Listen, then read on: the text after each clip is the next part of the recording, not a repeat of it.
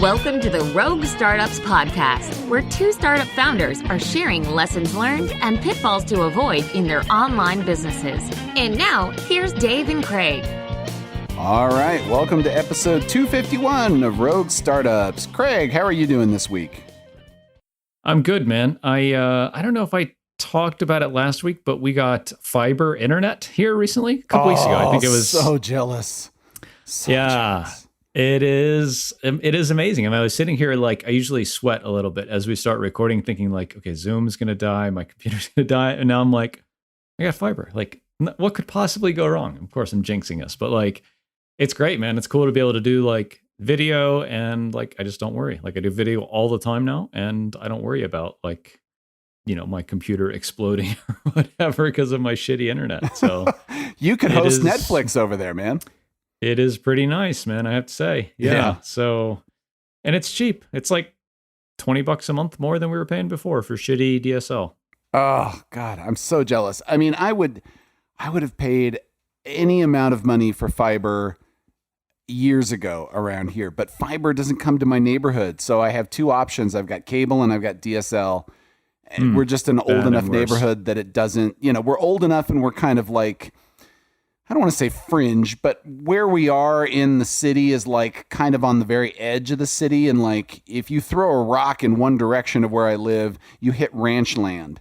So, you know, we are very much on the border of what is economically feasible for them to run fiber to. So, you know, there are many other places in the city of Denver that have fiber run to them. My house is not one of them. Yeah. And I am so very sad about that. But yeah, I'm happy to hear that you got it. Yeah, my friend that I used to freelance with, he's had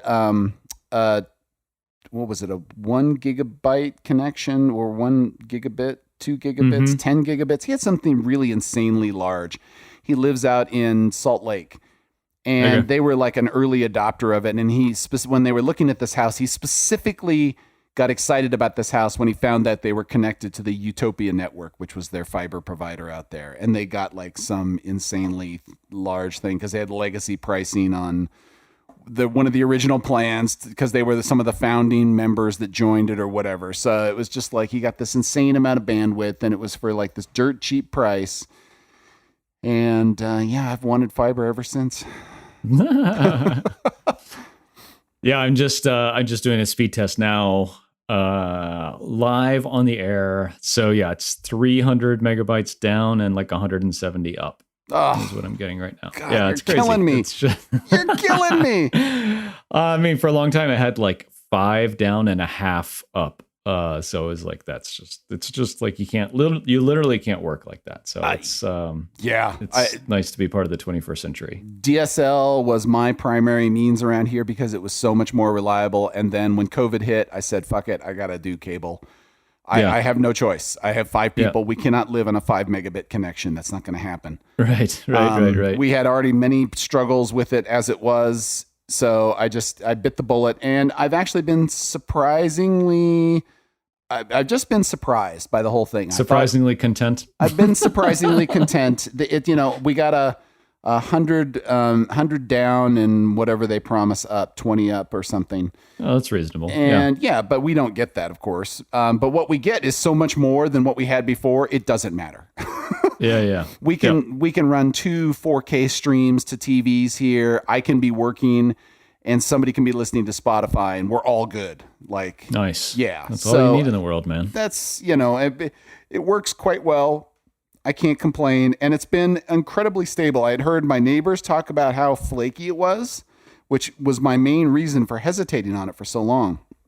But it has not been flaky for me at all. The only times it's been flaky are when I've accidentally kicked the cable out of the wall. Yeah, that'll do it. That'll do it. Don't do that. Yeah, pro tip. There's your pro tip today from Rogue Startups. Don't kick the cable out of the wall.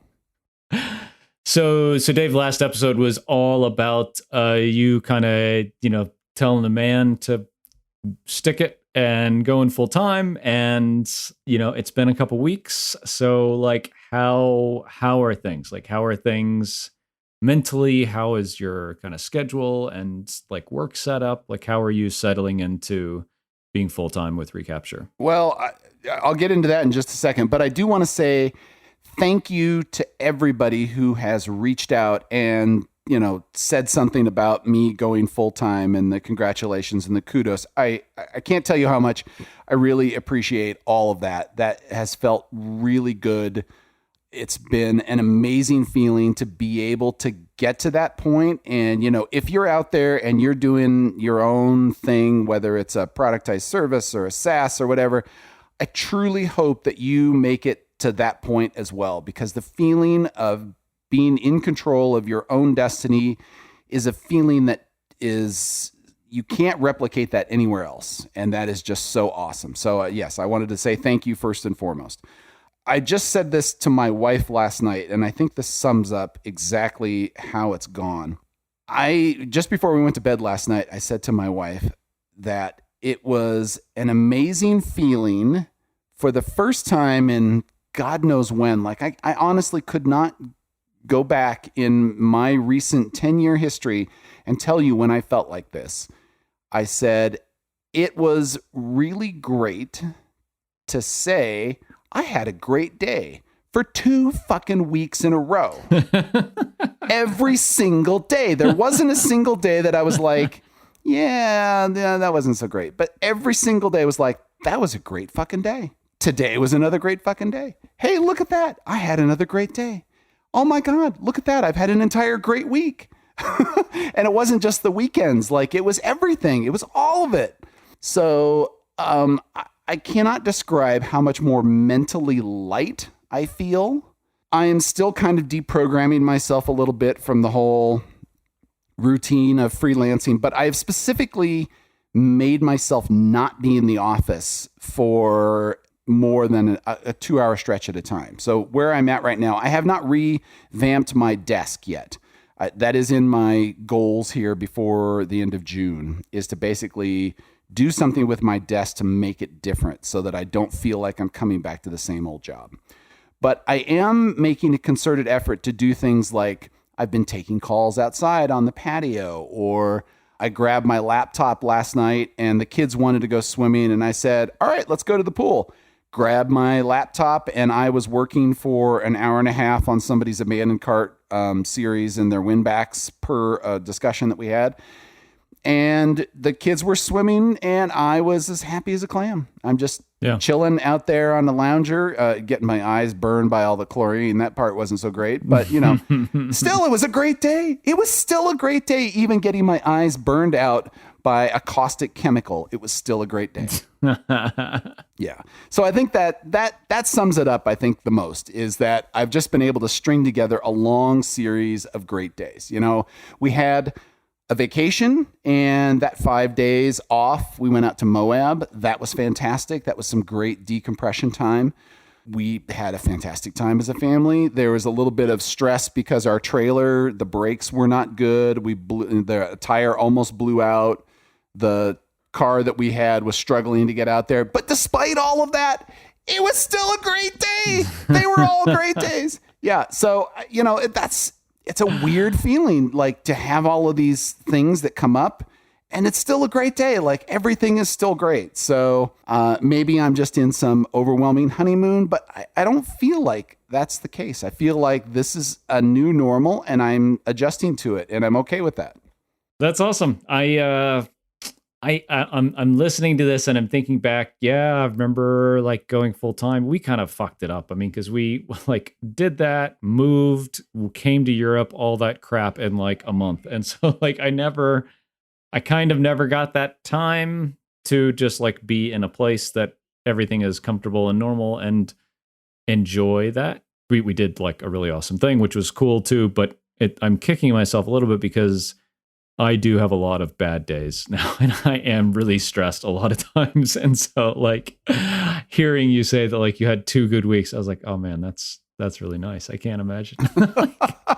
Well, it's, you definitely shifted a lot all at the same time. So it was, shifting countries is a big deal. Like, that is a whole lot of stuff, because you got to figure out your transportation. You got to figure out your housing. You don't necessarily speak the language, so you've got that adjustment. And then you have to worry about like how are we going to be eating on a regular basis? And what about the kids? And now I got to, you shifted massive amount of time zones. So it's like, now we got to shift our sleeping schedule. Like that's a lot of change to absorb all at once.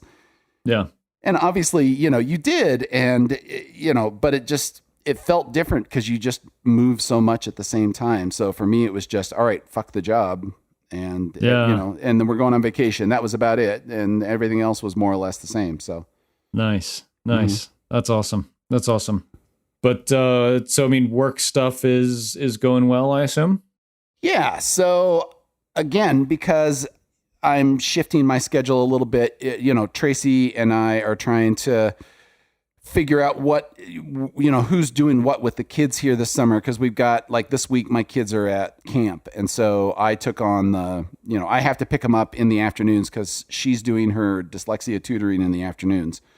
And that was going to happen either way, but I have to work my schedule around that. And then some of the mornings she's doing physical therapy and some other stuff. She was in a car accident, nothing serious, but her neck and back are messed up.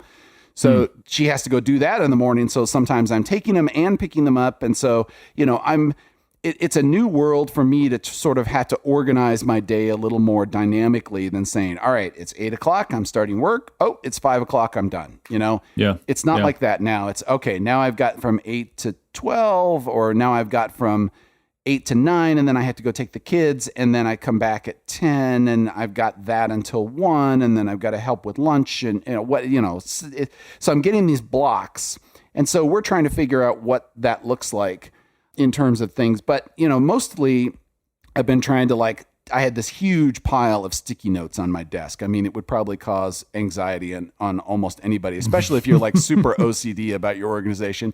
My desk already causes anxiety for most people because it's just piled with shit. But yeah, so I had this huge pile of notes on here. I've been working through that, and I've cleared off most of them now, which is great. Before, they were just constantly piling up. I wasn't getting rid of anything. And now I've cleared most of that out. So that has felt good. And I've been running like a bunch of personal errands to try to clear just that stuff out of our mental space. And now I'm getting down to actually the big stuff. So we've got an SMS launch that I need to do the full prep for. I've hired writers on Recapture now. I have 2 of them at this point, and I am doing them both as a trial. So I'm going to have them each write an article and see how it goes. And then at the end of that, then I'll decide, all right, I'm going to keep you or not keep you. But we've gotten through all of that process, which is great. I've gotten some keyword analysis, so we're going to do some content marketing. I've got that full report, and that's really awesome. There's a great guy that I worked with. His name's Andy Chadwick. So anybody out there, if you're looking for somebody to do some keyword analysis and some really in-depth SEO stuff, he was really solid, and his pricing was totally reasonable. You can reach out, podcast@roguestartups.com, and I'll be happy to give you that information if you're in the market for that. But he gave me a great report. So now we've got like months worth of content marketing to work on, and I've got 2 writers here, so I'm going to get them started on things and see how that goes. We're doing paid acquisition right now, and we've been running a bunch of Facebook ads, and we've had these cute little videos to try to get people to the blog, and it's starting to kind of see some traction a little bit now. And I just finished an explainer video update that got published. I guess it's going to get published this week. I just finished it up last Friday, and that's getting out there. So yeah, there's a lot going on right now. And that doesn't even include like all the other stuff that I have on my list. So, we're trying to do a database migration to get off of our Mongo provider that's totally gouging us for an unreasonable amount of money every month. And I need to separate the website from the code base so that I can actually start to make that its own thing and then do a marketing site on there, because it's all tied up in the code right now, which is a mess. So it's like I'm finally getting some traction on all these big projects with Recapture, which is awesome. That's cool, man. That's I can imagine you're only able to do all of that because you have the headspace, the headspace and the time, right, to focus on all that stuff. So that's really cool. I'll be very keen to hear how, in another few weeks, some of those things have come together and with the results you're seeing. That's really cool. Yeah. And, and then of course there's the random day-to-day stuff. Like yesterday, Apple announced that they're going to be doing this privacy update, and it turns out that Apple's email client is apparently has a 58% market share of all emails out there. And I was like, oh, that sucks. That's crazy. Because now they're going to start blocking tracked emails and stuff like cookies. Yeah, they're going to be blocking open pixels, and this. I know that some ESPs out there are kind of flipping out a little bit about this, and email marketing gurus are definitely flipping out about this, but I'm kind of like, yeah, whatever. Open rates are in some ways kind of a vanity metric anyway, because they're not really accurate. If you've got them really high, then there's reasons they might not be as high as you think they are. And if they're not high, then people quite likely could still be seeing all your stuff anyway.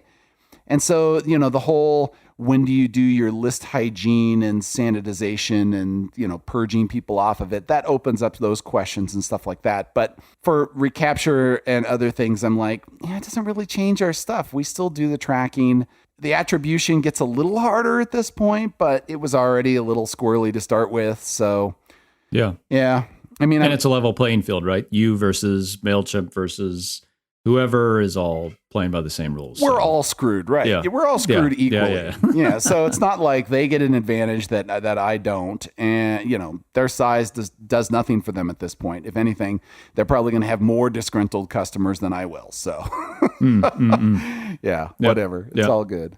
Yeah. So how are things in the podcast world? They're good, man. They're good. We are the kind of two big things from our end is we're hiring a front-end developer. So if anybody's interested, castos.com/careers, you can see it there. It is really interesting to be hiring a front-end developer. Everyone on the team so far is, full stack, which really means back-end, back-end heavy. And so the thought of having a front-end developer that is really skilled with, HTML and CSS, but also like React and all this is really cool. And the doors that it opens up for us to be able to do product differently. And hopefully ship product faster. So that's really cool and will be like a bit of a learning curve, I think, for us and how we work. But that is really cool. And I'm testing out chatting with Blue Coding. So I think everybody that listens to this podcast probably knows of Blue Coding. So it's kind of like a developer placement service that focuses mostly on Latin America. And there's a couple other products out there that are similar, or services out there similar. But yeah, I mean, thinking at this point that like you pay a little bit more for a developer from a service like Blue Coding, but all of the work of recruiting and interviewing and all this bullshit is just handled by them. So like for me, that's really nice right now. So like basically just had like a quick 20-minute conversation with someone the other day, gave them our test project, and like if that comes back reasonable, kind of figuring the rest of the vetting has been done by the service. So it takes a fair amount of that like interviewing and screening lift off of me. So this may be how we hire developers going forward if it goes well. So that'll be interesting to see. Nice. I actually hadn't heard of Blue Coding. I've heard of other ones. There's like Trust Shoring and obviously you have Upwork, but then there's another one, Upstack. That's the one I used for hiring a developer for Recapture. So there's a lot of them, and they source from different areas. I think the Upstack was mostly Eastern Europe, but they also did a little bit of Northern Africa because I got a guy from Egypt and he was fantastic. So, but yeah, that's awesome. So I needed to hire another developer. I'll have to check them out. I'll check in on that later to see how that experience went once you get that person on board and see how they turn out. Yeah. And like just on that topic, like I was chatting with another founder last week about this, and like we have 5 developers right now, plus like a designer that also does front end work, and those people are in Ukraine, Montenegro, Nigeria, New York in the U.S., Mexico, and Vancouver, right? And like it's fucking hard. Like we try to have a dev meeting, right, and we're spanned over like 9 hours, right? And so I think if I had it to do over again, and part of like working with a service like this is to like concentrate our locations a little more. Not to say we would never hire someone from here or there or whatever, but like I think just practically to say like we're a remote distributed team, you can live wherever we want is like true and cool, but maybe not as optimal as it could be to say like, like when Jonathan was our first developer, we very easily could have and maybe should have said, we're only going to hire developers in South Africa, right? There are a whole bunch of really great developers in South Africa. We can make that work. Jordan Gall, right? All of their developers are in Slovenia. Right. Even if it's not where the rest of the team is, because I think that like we kind of have that same model to an extent. Like we have 3 developers kind of over here plus me, and then like a lot of the customer facing stuff like marketing and support are in the US. Like I think that model is fair to say like product and development are going to be wherever they are, South Africa or Nigeria or Brazil or Ukraine or whatever. And then the rest of the team, is wherever they are. And for a lot of folks, that's North America. Yeah, just kind of like, I think that's subconsciously part of what I'm thinking and doing with this is like, all right, as we get more people, let's try to get like a nexus, not in a legal sense necessarily, but like a concentration of people in an area so that even things like, what if we had a product in-person meeting right now, it would be like, we would literally like be coming from all over the world. Whereas like if 5 of our developers were in Brazil, well, we just go to Brazil, So kind of thinking about that as like, as we continue to grow, that might be a strategy of like where we hire people. The other thing is like, I know that Profitwell does this is like, you get this like seed, of like a really talented developer in a place that isn't where you live. And then they can go recruit other people for you. And I think Jordan has done this with Rock is like Jordan hired Rock then went and hired all the rest of those developers and kind of manages that. And I think those are good models just so you're not recreating the wheel from scratch every time. So just something I'm thinking about, I guess. That's a solid thing. And until you crystallize that, I didn't really think about it too much, but I kind of implicitly done that. So time zone productivity is a thing. I mean, with freelancing, I've worked with a number of teams where we were distributed, usually US versus India, or somewhere similar Asian time zone where you've got like a 2-digit time zone difference. It's pretty significant. Yep. And as a result of that, it really, if your communication skills are not up to like the highest of high levels on both sides, productivity will suffer there. So when I started looking for developers for the plugin, I very much wanted to find something that was more near shore so that the time zone difference was not that bad. Mm-hmm. And, I ended up hiring Willington from Colombia, in Medellin, and he ended up doing exactly what you just described. He was the senior developer who became the seed, and then he ended up recruiting his friend Jorge, who was also another great guy. And they both worked on those plugins for years. And then they ended up recruiting another friend of theirs who wasn't quite as great as they were. But that community was sort of gelling around that area in Colombia. And as a result, when I started looking later, I made sure that I found other plugin developers in that area or certainly in a compatible time zone. Mm-hmm. And similarly with Recapture, Mike is in Europe. He's in Spain.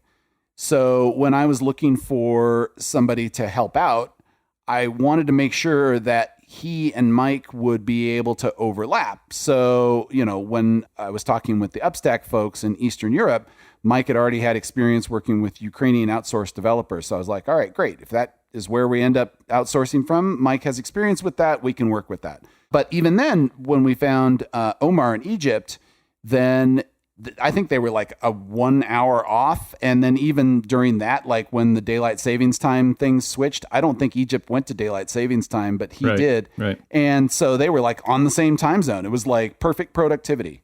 And so they would give me a report when I got up in the morning, and I'd find out whatever was going on there, and it all worked out great. And I guess Omar also wanted to work some weird hours on top of that. So there was some great overlap with Mike, great overlap with me. But, you can't overestimate the value that comes from having that time zone overlap and the time zone productivity there. Because if you have to deal with cross time zone delays that can really screw things up. And I can't imagine what kind of an organizational nightmare it becomes trying to like bring everybody together across like 9 different time zones. You know, I've only tried to do it across 2 or 3 at most, but yeah, that sounds hard. Yeah, I mean, what you end up with is, 4 or 5 o'clock here, which is 10 or 11 East Coast US, which is 5 or 6 o'clock in Ukraine, and is 7 or 8 o'clock in Vancouver. And so it's just like there's no there's no perfect answer. Someone just, gets the raw end of the deal, and that's just unfortunate. But yeah, I mean, it's like, we're not changing anything that we do now, but going forward, maybe we'll try to concentrate in some areas. And I think that, the places I talked about, Ukraine, South Africa, Brazil, Mexico, all make a lot of sense. Argentina, I've heard a lot of really good things about developers from Argentina. But I mean, generally just there's a lot of really good Latin American and a lot of really good kind of Eastern European developers. And so, yeah, just trying to be a little more intentional about that rather than, put the job posting up and take whoever. I don't know how companies like Automatic, hundreds of employees, just all over the place. I don't know, they do it. And they're mostly totally asynchronous, no calls or anything like that. So they are better at it than I am. But yeah, just something I'm thinking about. If people have experience with this, that they've done it better, I would love to hear about it. So send us a message. The other thing I'm working on, Dave, is we're hiring a sales rep. So we call it an account executive. And so... Right. Saw that on Twitter the other day. Yeah. So really exciting. We had a sales rep at Podcast Motor before, and then the pandemic hit and our, leads just dried up to nothing. And unfortunately, Chris went and did something else, totally understandable, but wanting to get that person back in the organization to drive sales and drive some revenue. And so just a lot of work around not just, recruiting and starting to interview folks later this week, but, getting HubSpot, right? Like, got to get a CRM set up and get all the processes there. And how are we getting leads? And so, I mean, just really doing a lot of work around conceptualizing our sales process instead of it just being me, flying by the seat of my pants, and documenting it and getting systems in place and the right tools in the right place to be able to like get leads, put them into some kind of a system, nurture them along, have some idea of, how the pipeline looks, so that when we get this person, I actually think we're going to hire 2 of them. When we get these people in, they will, feel at home, feel productive, and be able to be effective as quickly as possible. So it's just it's definitely like the big thing that I'm thinking about right now and working on. And it's really cool. It's really exciting, because like when Chris was on the team before, like we saw a major shift in revenue, like for the few months that he was really up to speed and like understood how to sell, our services, like it's just a totally different thing than it being, this kind of afterthought of me, when I have time to follow up with leads is, someone wakes up every morning and thinks like, how can I get more leads and how can I close the ones I have? Like that's, that's really powerful to have somebody having that kind of intensity of focus. And it's cool. I feel like the company's ready for it. We get the leads and we just really need someone or some people, multiple someones, to be focusing on this all the time. And I think it's, my job, Matt's job, Sam, our new head of growth, to feed that person, feed them leads and keep them, ready to close stuff. So it's a cool process so far. I've thought about documenting it on my blog, because I think that like hiring salespeople for like our kinds of companies is really intimidating. It's really intimidating for me. And like I have a sales background and I've hired salespeople before. Oh, the rest of us are doomed. So have thought about just documenting like how we write a job posting, how do we, screen candidates, how do we, so I probably will create like a little mini blog series about it on my site to kind of document it. So that's chicken shit, Dave. I'm going to say on the air right here, go to craighewitt.me. By the time this episode comes out, I will have the first in this series of blog posts talking about how we position the job and do a good job posting and everything, so that I can attach some kind of like, what is it? Like peer pressure, positive peer pressure to myself to actually get this done, because I wrote about half the blog post the other day. So it will happen. Nice. That's smart goals right there, folks. That just happened. Yep. Making it happen. Making it happen. That's beautiful. Yeah. But yeah, I totally agree with you on, I'm starting to feel, now that I have the headspace for just Recapture, I'm starting to feel the chaos of the pull between strategy and tactics. Where before it was just like, fuck it, all I have time for is the tactics. So it's like support, make sure engineering is okay, the infrastructure's up, and hope for the best on the rest, right? Yep. And that's terrible. That's a really lousy strategy, by the way. But now that I've got the time for all of it, it's like, okay, now I've got the tactical stuff handled and I've got more space for the strategy. But now I'm realizing there's a whole ton of strategy to work on. Like, I've got to work on the launch strategy, the marketing strategy. I got to build the website. I've got to still do the engineering direction.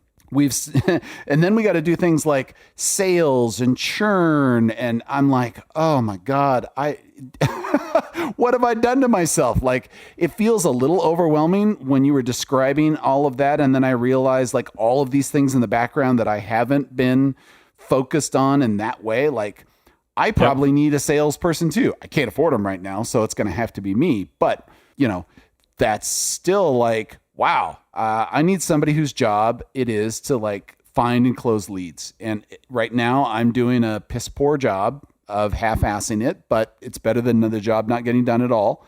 Mm-hmm. And eventually that half-ass is going to be, it's going to require somebody else's ass besides mine.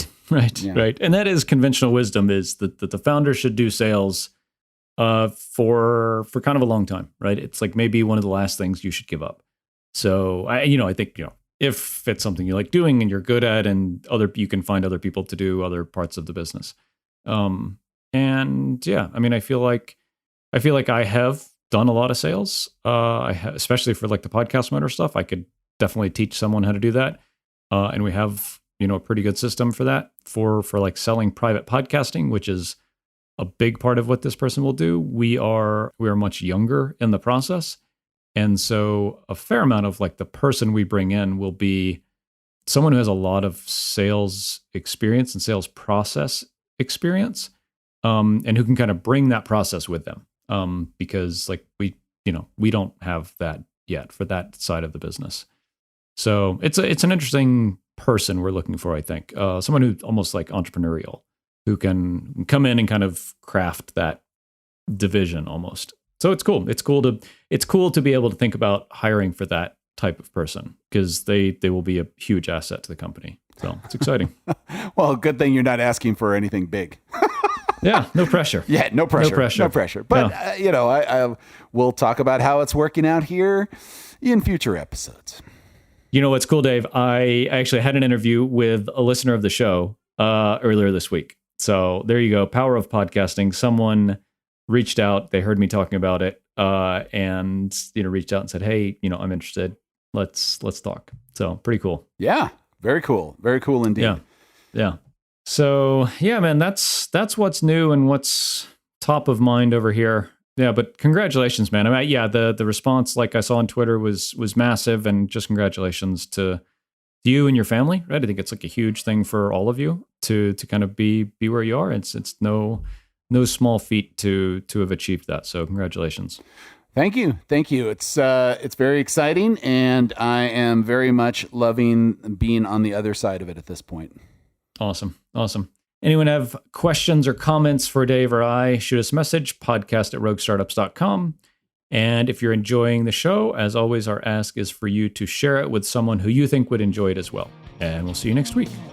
Thanks for listening to another episode of Rogue Startups. If you haven't already, head over to iTunes and leave a rating and review for the show. For show notes from each episode and a few extra resources to help you along your journey, head over to roguestartups.com to learn more.